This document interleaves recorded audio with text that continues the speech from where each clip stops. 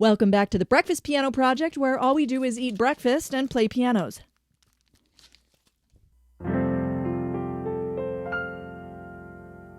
Welcome back to the Breakfast Piano Project, where I'm motivating a mob of mediocre musicians just like myself with my millennial mindset. My name is Miss Lindsey. I'm a Piano with Jonny student and also a private piano teacher for those who don't know any better. Here's to another day in the life of me documenting one of my very own piano lessons in an effort to become a real musician. Maybe if I attain the status of becoming a real musician, I will finally be happy with my life. Now, the biggest theme that I've been dealing with in my personal playing is unlocking the secret to a good morale. Now, morale means that you have esteem in your playing while still being able to understand the reality of when you make a mistake. Making mistakes will always happen, but how you relate to them and how your audience relates to them, I believe, has a significant impact on whether you're identified as a real musician. Being a real musician means that you have confluence in your playing, and I'm trying to develop this while also being realistic that sometimes I just feel like I suck. I'm sorry, let me correct that. Most of the time, I just feel like I suck. Lucky for me, I have a general logic, meaning I know when I'm on beat, I know when I'm playing the right notes. My cognitive process is logically intact, regardless of whatever feeling I'm having. And I just continue to play anyway and let everyone else deal with the consequence. But I am trying to relate to my audience. I am trying to get them to like me. I do want to be attractive as a human being with a product to serve the greater objective humanity. Now we are finishing up with the end of the Burlesque Blues course, and admittedly, I will say that I unlocked like 8.5% of fun last week when I was practicing. And the feeling of fun was a big surprise to me when I just gave a contradictory TED Talk in my last video about how I never expect piano playing to be fun because I regularly experience way too much overwhelm dealing with effort struggles. But alas, I had that euphoria last week. I hit a point where my right hand and left hand were functioning in separate spaces and both happy in their independence. And this was exciting for me to watch. When my body and mind and heart are all working together within one united integrity self-function, it feels joy. And this is exciting when it's uninterrupted by the rest of the world. And I had a small reactivity that I watched float straight through my head space and my heart space and my body space, and then it left me forever. I wasn't in practice mode, which is where I'm just pounding out techniques and completely disregarding my heart space because I don't like the feeling of frustration. And long story short, I had a full circular moment of making myself happy first because I had no one else to consider. And then I realized if I just rinse and repeat this process of me having fun, I might be able to smear it all over other people like my audience members. After recently finding my sole center of self-esteem, I am only taking reliable expert candidates to give me feedback on what it is that they think I should be doing better. And how do I do this? Well, by indulging myself with a slew of Piano with Jonny self-help services. Now, recently on the Piano with Jonny website, I found the student assessment portal, and I am underwhelmed at how many people actually submit student assessments. The assessments is when a professional looks over your playing, and then they worry about it for you. You can watch an expert-level pianist react real-time to your playing, which might be jumping in startled disgust of what you have just submitted, or relaxing into your improvements. Now, I have a student assessment with a new instructor, not Jonny May, but one of his wonderful staff members here, and I'm going to need to introduce him through his Piano with Jonny biography. The perfect segue. Dane Jordan is the name of our instructor today, and although I've never met this guy before, you all know that the only thing I'm responsible for is taking my fangirl complex for Jonny May and transferring it onto this guy. Dane Jordan is a diverse and award-winning pianist, composer, and producer trained from the young age on classical piano. Dane has since ventured into nearly all avenues of music. He began playing professionally starting at age 16. Dane has composed and performed with nearly every type of ensemble, from jazz, classical, to big band choirs and orchestras. Dane has a unique connection to Jonny May and pianowithjonny.com. As a teenager, he was a big fan of Jonny May's music. Although, for the record, I think the correct conjugal term would be fangirl or fanboy. I just think it's more personifying and less objectifying. You see what I'm saying? Dane now works works as a quick trip writer and instructor for Piano with Jonny and has a privilege of sharing that insight with all of his students. Like me, a proper fangirl who just loves to indulge herself in the teachings of now Dane Jordan. So exciting. All right, let's check out the student assessment. If you're trying to become a real musician, it is very important for you to go find real musicians to give you feedback on how your skill set is integrating into the reality of society. Today, that's you, Mr. Jordan, and I value your feedback. Let's see what you got. Let's move on to Lindsey Gallagher. You're asking about precision, dynamic styling, accuracy, everything, in between. Let's take a listen together. Here we go.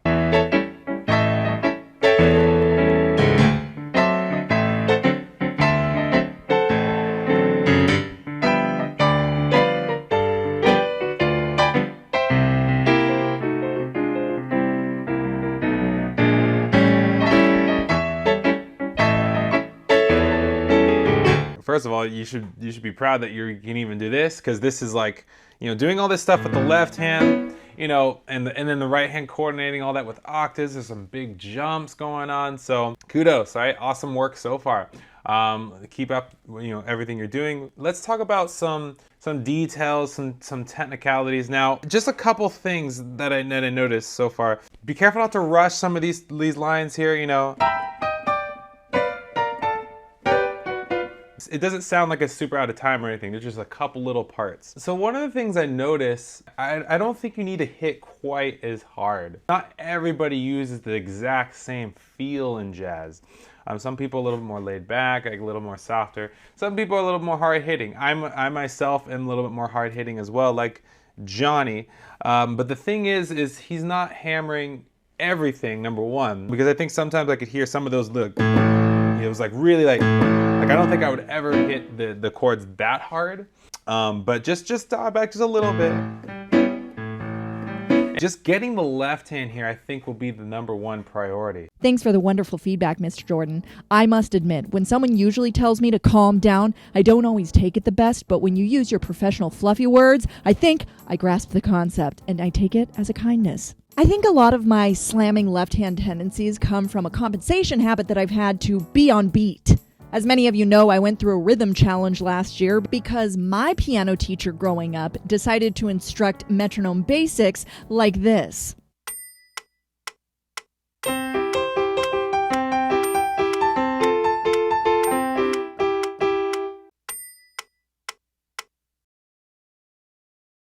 Now, we've got 2 more lessons to go on this burlesque blues course, and the one we're going to be doing today is lesson number 5. Lesson number 5 is all about right-hand soloing, and after I finally locked down the left hand into a somewhat violent experience, it is now the job of the right hand to start running around rampantly, and I have been very insecure about coming across this confrontational moment of needing to actually do the job. However, my highly competitive spirit wants this so that I can achieve my own significance. So let's get to it and start lesson number 5.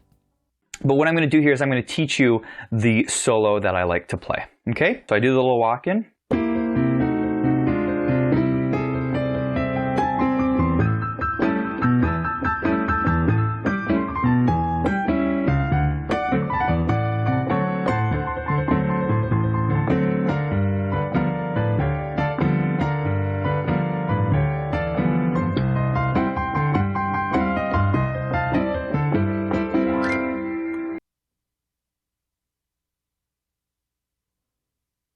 And what we're going to do here is a little, like a country riff up the piano. And it goes like this. 1 triplet, 2 triplet, 3 triplet, 4 triplet. Okay? So really work on that. So here's these 2 measures. I'll go slow. 1, 2, 3, 4.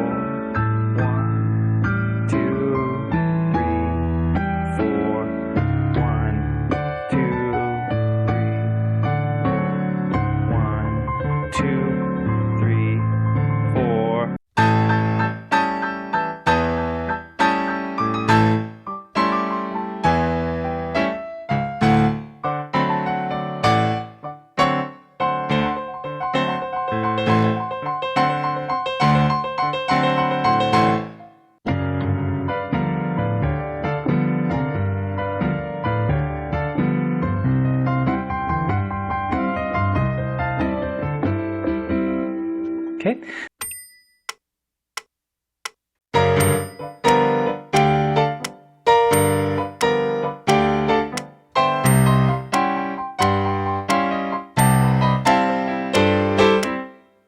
So we come out of this great little blues line.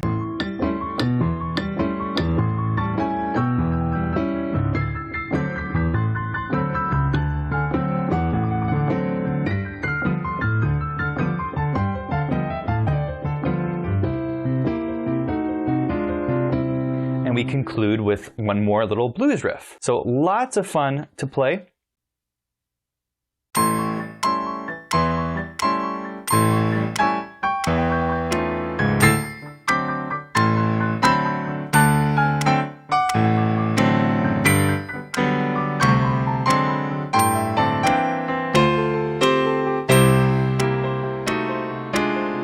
Fantastic job. You are rocking it. You're doing a great job. One of my favorite things is the pre-recorded messages that I'm doing great, regardless of the fact that I know that Jonny cannot hear me through that screen until I make videos like this to get attention. But anyways, here's the finished product. We will be sending this in for another student assessment as well.